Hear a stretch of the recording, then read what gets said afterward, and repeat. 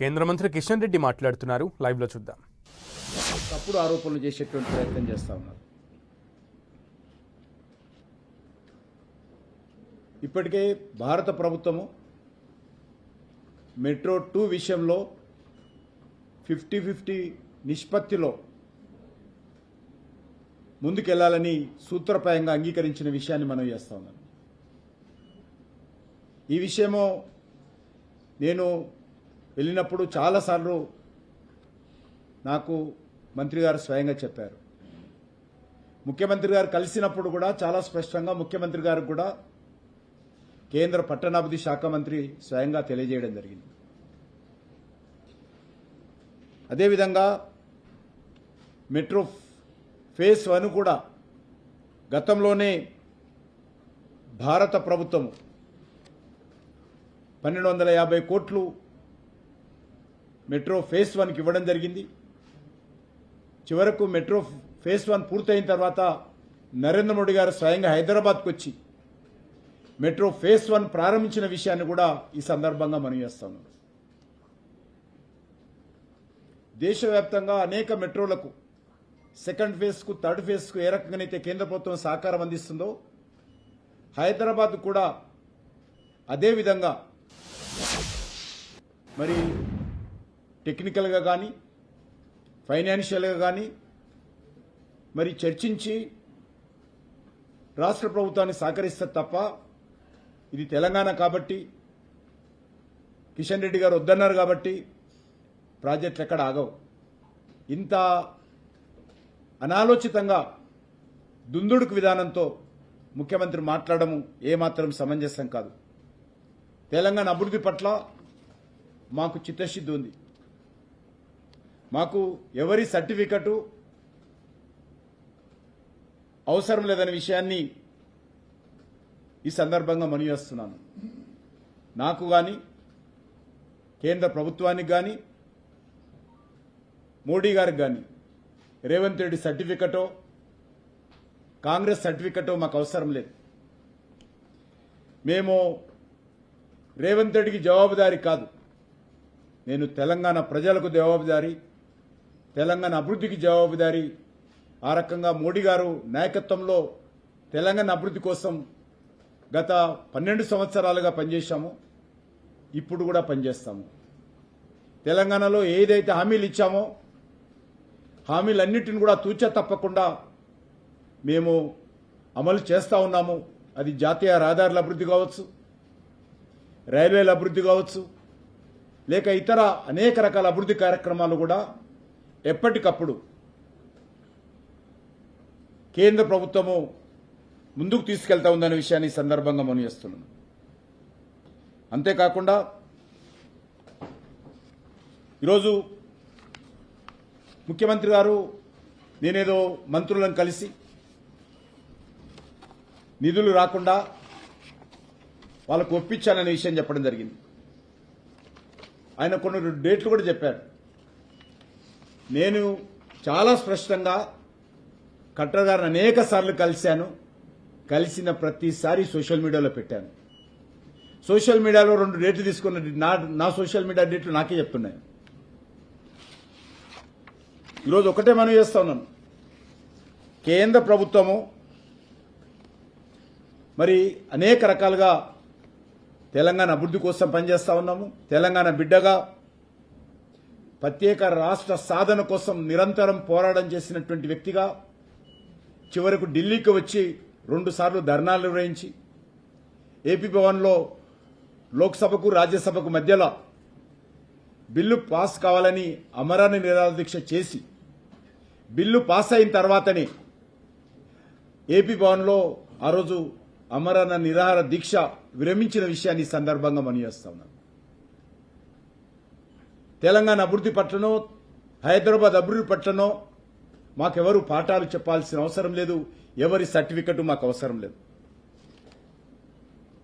అది Kakatiya mega textile park కావచ్చు, లేక సుమారు 1,75,000 కోట్ల రూపాయలతోటి తెలంగాణలో జాతీయ రహదారుల అభివృద్ధి కావచ్చు, లేక 42 రైల్వే స్టేషన్లు ఏకకాలంలో ఈరోజు తెలంగాణలో మోడీ గారి ప్రభుత్వం అమలు చేస్తాం. హైదరాబాద్లో కూడా సికింద్రాబాద్ కానీ, నాంపల్లి కానీ, చెర్లపల్లి కానీ ఇనిషియేటివ్ తీసుకొని ల్యాండ్ ఎక్విజిషన్ విషయంలో ఆ రోజు కేసీఆర్కు ఈరోజు రేవంత్ రెడ్డికి ఉత్తరాలు రాసి మరి సహకరించాలని కోరిన విషయాన్ని సందర్భంగా మనయేస్తున్నాను. ఒక సికింద్రాబాద్ రైల్వే స్టేషనే 720 కోట్ల రూపాయలతోటి ఆ రైల్వే స్టేషన్ మేము అభివృద్ధి చేస్తున్న విషయాన్ని సందర్భంగా మనయేస్తున్నాం. 350 కోట్ల రూపాయలతో చెర్లపల్లి మన నాంపల్లి రైల్వే స్టేషన్ను ఏ రకంగా మరి పనులు ప్రారంభించామో ఈ సందర్భంగా మనయేస్తున్నాను. ఇవన్నీ కూడా రేవంత్ రెడ్డి కోరితే చేయలే. కేంద్ర ప్రభుత్వము బాధ్యతగా మరి భావించాం కాబట్టే ఈ పనులు మొదలుపెట్టాము. అదే ఎంఎంటీఎస్ ఇచ్చినట్లయితే సిటీలో సెకండ్ ఫేజ్ కోసం నాడు కేసీఆర్ సహకరించకపోయినా మోడీ గారిని ఒప్పించి మోడీ గారిని హైదరాబాద్కు ఆహ్వానించి వారి చేతుల మీదుగా ఎంఎంటీఎస్ ప్రారంభించిన విషయాన్ని మనం చేస్తా ఉన్నాను. అదేవిధంగా జైరాబాద్లో ఇటీవల ఇండస్ట్రియల్ పార్క్, అంతేకాకుండా ఎన్టీపీసీ పవర్ ప్రాజెక్టులు ఈరోజు మరి ఏ రకంగా ముందుకు తీసుకెళ్తున్నాం మనకు తెలుసు. Railway manufacturing unit, railway factory ఈరోజు రాదనుకున్నటువంటి ఫ్యాక్టరీని మళ్ళీ తెలంగాణకు తీసుకొచ్చిన విషయాన్ని మనం చేస్తున్నాం. పార్లమెంటులో చెప్పడం జరిగింది, ఇక వీలు కాదు రైల్వే ప్రాజెక్ట్ అన్నటువంటి స్థలంలో కూడా మళ్ళీ ప్రాజెక్టును మళ్ళీ తెలంగాణకు తెచ్చి ఈరోజు 80% పనులు పూర్తి అయిపోయినాయి. ఆధునికమైనటువంటి రైల్వే కోచ్ల నిర్మాణం కానీ, రైల్వే ఇంజన్ల నిర్మాణం కానీ అక్కడ జరపడానికి కేంద్ర ప్రభుత్వం నిర్ణయించిన విషయాన్ని ఈ సందర్భంగా మనం చేస్తున్నాం. అంతేకాకుండా మరి ఈరోజు మరి అనేక అభివృద్ధి కార్యక్రమాలు ఈరోజు కేంద్ర ప్రభుత్వము తెలంగాణలో అమలు చేస్తూ ఉంది. అంతేకాని మోడీ గారి ప్రభుత్వము, అది డిఎంకే ప్రభుత్వమైనా, అది కాంగ్రెస్ పార్టీ ప్రభుత్వమైనా, అది బీజేపీ ప్రభుత్వమైనా ఏ రకమైనటువంటి వివక్షత లేకుండా అన్ని రాష్ట్రాలకు సహకారం అందిస్తున్నాం. వారు చెప్తా ఉన్నారు మోడీ గారు ఇస్తామనుకున్నా కూడా కిషన్ రెడ్డి అడ్డుకుంటుండని. అది ఎంత దిగజారుడు రాజకీయాలో దీన్ని బట్టి అర్థం చేసుకోవచ్చు. నేను ఒకటే మనం చేస్తున్నాను, ఇప్పుడు మా ప్రభుత్వం అన్ని రోజులు తెలంగాణ అభివృద్ధికి కట్టుబడి ఉన్నాం, భవిష్యత్తులో కూడా ఉంటాం, తప్పకుండా దిశలోనే ముందుకు చేస్తామని ఈ సందర్భంగా మనం చేస్తున్నాను. ఇటీవల 11,000 శాసకీయ రుణాలు 50 సంవత్సరాలు వడ్డీ లేకుండా కేంద్ర ప్రభుత్వం రుణం ఇచ్చింది. అదేవిధంగా మరి మూసి పునర్జీవనం కోసం కూడా తెలంగాణ ప్రభుత్వము 4,100 కోట్లు రుణం అడిగితే దానికి ఏషియన్ డెవలప్మెంట్ బ్యాంకు ముందుకొస్తే దానికి ఎన్ఓసి కేంద్ర ప్రభుత్వం ఇచ్చిన విషయాన్ని మనం చేస్తా ఉన్నాం. అంతేకాకుండా కేంద్ర కోఆపరేటివ్ శాఖ పరిధిలో ఉన్నటువంటి national cooperative development corporation NCDC, దాని ద్వారా ఇప్పటి వరకు గత 10 సంవత్సరాలుగా 1,00,000 కోట్లు తెలంగాణ రాష్ట్రానికి మంజూరు చేయడం జరిగింది. ఈ సంవత్సరమే ఏదైతే పెద్ద పెద్ద ప్రకటనలు చేసుకుని మేము కొన్నామంటున్నారు కదా రేవంత్ రెడ్డి గారు, ఆ యొక్క ధాన్యం కొనుగోలుకు 37,000 కోట్ల రూపాయలు ఈ సంవత్సరం కేంద్ర ప్రభుత్వం ఎన్సీడీసీ ద్వారా మంజూరు చేసింది. అందులో ఇప్పటికే 34,000 కోట్ల రూపాయలు తెలంగాణ రాష్ట్రానికి ఎన్సీడీసీ అందించిన విషయాన్ని మనం చేస్తా ఉన్నాం. ధాన్యం కొనుగోలుకు కేంద్ర ప్రభుత్వం ఎన్సీడీసీ ద్వారా ఇవ్వడమే కాకుండా ఎఫ్సీఐ తీసుకున్నటువంటి బియ్యానికి ఎఫ్సీఐ అంగీకరించినటువంటి ధాన్యం కొనుగోలుకు ఎన్సీడీసీ ఇంట్రెస్ట్ కూడా కేంద్ర ప్రభుత్వమే చెల్లిస్తుంది. అంతేకాకుండా ఈరోజు ముఖ్యమంత్రి గారు ఆలోచన చేసుకోవాలి. వారు అనేకసార్లు కలిసి వచ్చారు, అనేక మార్పులు అర్బన్ డెవలప్ మినిస్ట్రీ రాష్ట్ర ప్రభుత్వం సూచించింది. రాష్ట్ర ప్రభుత్వం కూడా అనేక సార్లు ఈ యొక్క ప్రాజెక్టు సంబంధించినటువంటి అనేక మార్పులు కేంద్ర ప్రభుత్వాన్ని కూడా సూచించారు. ఇవి రెండు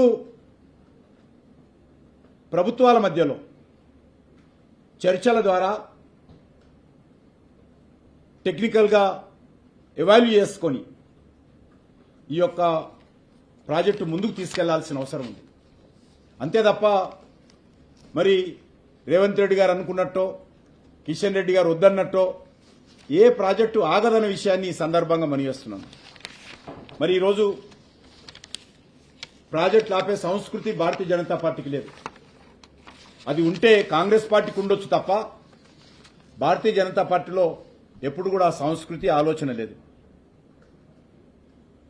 ఏదైనా చెప్పాలనుకుంటే ప్రాజెక్టు విషయంలో మార్పులు చేయాలనుకుంటే ధైర్యంగా చెప్పున్నటువంటి దమ్మున్నటువంటి మేము ఈ రకంగా డొంకదారిన ప్రాజెక్టు అడ్డుకోవాల్సినటువంటి కర్మ మాకు లేదు.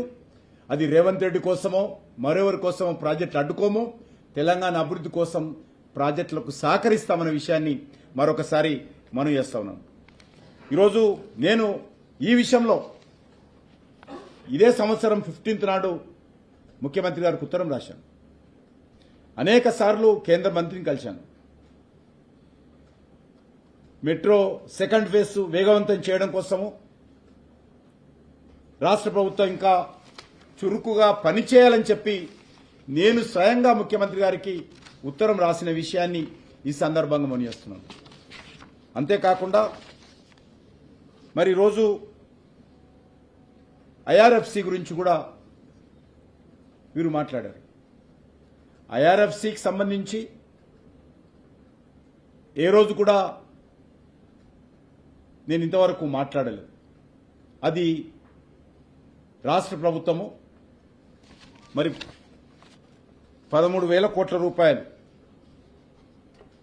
తీసుకోవడం కోసము ఒప్పందం కుదుర్చుకుంది. దానికి అన్ని రకాలుగా కేంద్ర ప్రభుత్వము మరి సహకారం అందించడం జరిగింది. అంతేకాని ఐఆర్ఎఫ్సితో చేసుకున్నటువంటి ఒప్పందం ప్రకారం ఈరోజు నేను ఖట్టర్ గారితో ఉదయం రావగానే మాట్లాడాను నేను ఫోన్లో. ఈరోజు ముఖ్యమంత్రి గారు ఈ రకంగా తప్పుడు ఆరోపణలు చేస్తున్నారు. సమస్య ఎక్కడ ఉంది అంటే వారు చెప్పినటువంటి అంశం ఏంటంటే మెట్రో 1కు కానీ మెట్రో 2కు కానీ మెట్రో 1 ఎల్ఎన్ నుంచి తీసుకోవడం కోసము 13,527 కోట్లు మరి IRFC Indian railway finance corporation దీని ద్వారా వాళ్ళు లోన్ తీసుకుంటున్నారు. దానికి సంబంధించినటువంటి ఒక ఒప్పందము రాష్ట్ర ప్రభుత్వము ఐఆర్ఎఫ్సి మధ్యలో జరిగింది. ఏంటంటే ఫస్ట్ ఫేజ్ కానీ సెకండ్ ఫేజ్ కానీ మరి ఇప్పుడు ఉన్నటువంటి ఫస్ట్ ఫేజ్ ద్వారా కావచ్చు, లేకపోతే పూర్తయిపోయిన తర్వాత సెకండ్ ఫేజ్ ద్వారా కావచ్చు, టికెట్ల ద్వారా అడ్వర్టైజ్మెంట్ ఏజెన్సీల ద్వారా వచ్చేటువంటి ఆదాయము ముందుగా ఈ 13,527 కోట్లు అప్పు తీర్చడం కోసము చెల్లించాలని చెప్పి ఒప్పందం కుదుర్చుకున్నారు. మరి దాని మీద ఒక రకంగా కొంత కేంద్ర ప్రభుత్వం కొన్ని సూచనలు చెప్పింది. దానికి రాష్ట్ర ముఖ్యమంత్రి అంగీకరించడం లేదని చెప్పారు. ఏంటి అంటే ఏదైనా దేశవ్యాప్తంగా ఏవైతే మెట్రోలు నడుస్తూ ఉన్నాయో అన్ని మెట్రోలు తీసుకున్నటువంటి అప్పులు కానీ రుణాలు కానీ ఏవైతే ఉంటాయో వాటికి ముందుగా చెల్లించరు. ఏదైతే రెగ్యులర్ మెట్రో ఆపరేషన్ మెయింటెనెన్స్ దీనికి ముందుగా వచ్చినటువంటి ఆదాయంలో చెల్లించాలి. ఆ తర్వాతనే రుణాలకు సంబంధించినటువంటి విషయంలో చెల్లించాలి మిగిలిన డబ్బులు.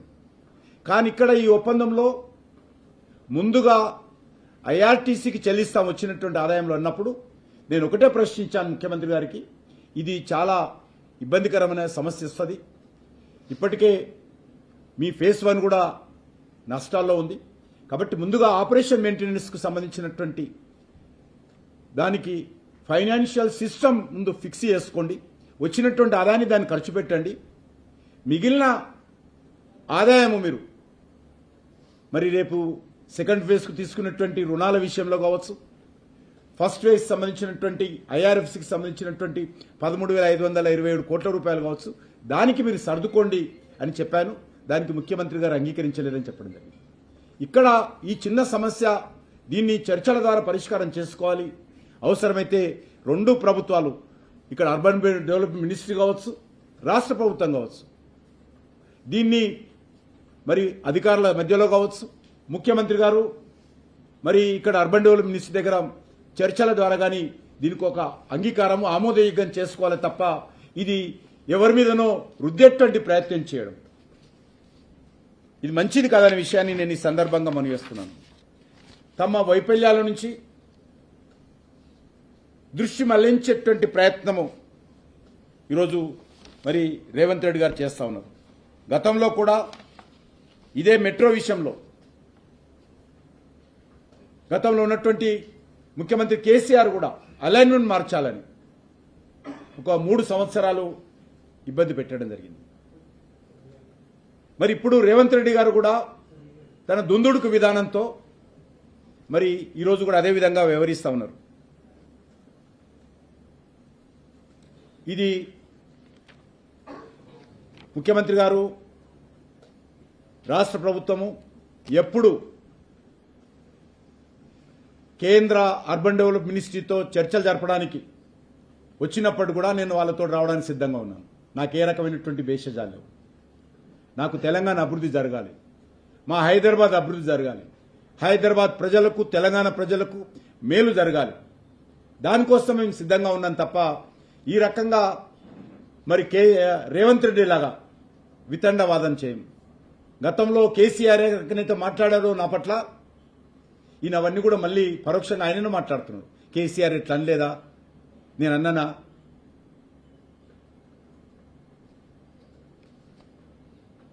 ఈరోజు రేవంత్ రెడ్డి వ్యవహారం ఎట్లుందంటే, అసలు తెలంగాణలో స్వాతంత్రం వచ్చిన తర్వాత ఈ 79 సంవత్సరాలుగా అక్కడ ప్రభుత్వమే లేదు, ఇక్కడ ముఖ్యమంత్రి లేదు, ఇక్కడ అడ్మినిస్ట్రేషన్ లేదు, ఇక్కడ ప్రజలే లేరు.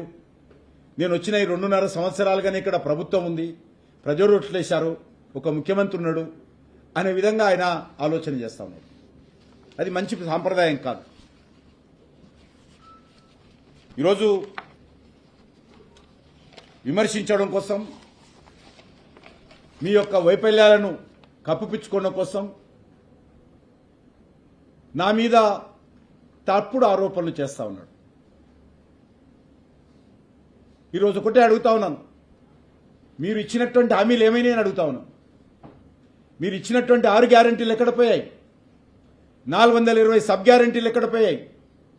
మీ డిక్లరేషన్స్ ఎక్కడ పోయాయి? దాని గురించి ఏ రోజు కూడా మాట్లాడారు. ఈరోజు కేంద్ర ప్రభుత్వము అనేక రకాలుగా తెలంగాణ అభివృద్ధి కోసం పనిచేస్తా ఉన్నాము. ఈరోజు ఆపాలనుకుంటే అనేక ప్రాజెక్టులు ఆపుతాం, కానీ అది ఆపే ఆలోచన కానీ ఆపేటువంటి విధానం కానీ మా ప్రభుత్వంలో లేదు. ఆపేటువంటి సంస్కృతి మీకుండొచ్చు, ఆపేటువంటి ఆలోచన మాకు ఏనాడు రాదు, భవిష్యత్తులో కూడా రాదు. తెలంగాణకు ఏ ఒక్క రూపాయి వచ్చినా కూడా అందరికంటే ముందు సంతోషపడే వ్యక్తి నేను. అది రేవంత్ రెడ్డి కోసమో కేసీఆర్ కోసమో ఎవరి మెప్పు కోసమో మేము చేయం. ఒక్కొక్క ప్రాజెక్టు కోసము ఇక్కడ మా ఢిల్లీలో ప్రత్యేకమైన ఆఫీస్ పెట్టి తెలంగాణ అభివృద్ధి కోసం మానిటరింగ్ చేస్తా ఉన్నాం. రెగ్యులర్గా అనేక విషయాలు మానిటరింగ్ చేస్తాం. మేము చెప్పం చాలా సోషల్ మీడియాలో కానీ ప్రెస్ కానీ, ముందు పూర్తి స్థాయి ఫలితాలు వచ్చిన తర్వాతనే చెప్తాం. అంతే తప్ప ఈరోజు ఈ రకంగా మరి ఫైనాన్షియల్ ఫీజిబిలిటీ, టెక్నికల్ ఫీజిబిలిటీ విషయంలో రాష్ట్ర కేంద్ర ప్రభుత్వాలు చర్చించుకోవాల్సినటువంటి అంశాలు, చర్చించుకొని ఏకాభిప్రాయానికి రావాల్సినటువంటి అంశాలు మరి వాళ్ళు రాకుండా నా మీద రెట్టేటువంటి ప్రయత్నం చేయడము మంచిది కాదనే విషయాన్ని ఈ సందర్భంగా మనవి చేస్తా ఉన్నాను. నేను మరొకసారి నేను ఈరోజు చెప్తున్నానంటే రేవంత్ రెడ్డి కోసం చెప్పడం లేదు, తెలంగాణ ప్రజల కోసం చెప్తా ఉన్నాను. తెలంగాణ ప్రజలకు ముఖ్యమంత్రి గారు ఒక తప్పుడు సందేశం ఇచ్చేటువంటి ప్రయత్నం చేస్తున్నారు కాబట్టి, ఒక తప్పుడు సమాచారాన్ని ప్రసారం చేసేటువంటి ప్రయత్నం చేస్తున్నారు కాబట్టి నేను ఈ రకంగా తెలంగాణ ప్రజలకు నేను ఈ విషయాలు చెప్పేటువంటి ప్రయత్నం చేస్తున్నాను తప్ప ముఖ్యమంత్రి గారు కాదు. కానీ ముఖ్యమంత్రి గారు కూడా ఇప్పుడు ఒకటి చెప్తా ఉన్నాను, మీరు ఎప్పుడు రావాలనుకున్నా, ఎప్పుడు కేంద్ర అర్బన్ డెవలప్మెంట్ మినిస్టర్ గారితో కలవాలనుకున్నా నేను మీతో రావడానికి తెలంగాణ ప్రభుత్వం తరఫున మీతో కలిసి కేంద్ర ప్రభుత్వంతో చర్చించడానికి నేను ఎల్లవేళలా సిద్ధంగా ఉన్నాననే విషయాన్ని ఈ సందర్భంగా మనవిచేస్తా ఉన్నాను. నేను రెగ్యులర్గా తెలంగాణ ప్రాజెక్టుల విషయంలో మంత్రులను కలుస్తూ ఉంటాను. ఈ విషయంలో కూడా కలవడానికి సిద్ధంగా ఉన్నాను. కాబట్టి ఈరోజు అది ఐఆర్ఎఫ్సికి సంబంధించినటువంటి ఫస్ట్ ప్రాజెక్ట్ ఎల్ఎన్టీని తీసుకోవాల్సినటువంటి లోన్ విషయంలో కావచ్చు, లేక 50-50 ప్రాతిపాదికన మెట్రో సెకండ్ ఫేజ్ సంబంధించినటువంటి ప్రాజెక్టు విషయంలో కావచ్చు, టెక్నికల్ పాయింట్లు ఆర్థిక సంబంధించినటువంటి తెలంగాణ ప్రభుత్వం ఇచ్చినటువంటి ప్రతిపాదన వల్ల ఈరోజు ఆలస్యం జరుగుతుందనే విషయం ఈరోజు నాకు ఖట్టర్ గారు చెప్పారు ఫోన్లో. అంతే తప్ప మేము ఆపేటువంటి పరిస్థితి లేదనే విషయాన్ని ఈ సందర్భంగా మనవి చేస్తా ఉన్నాం.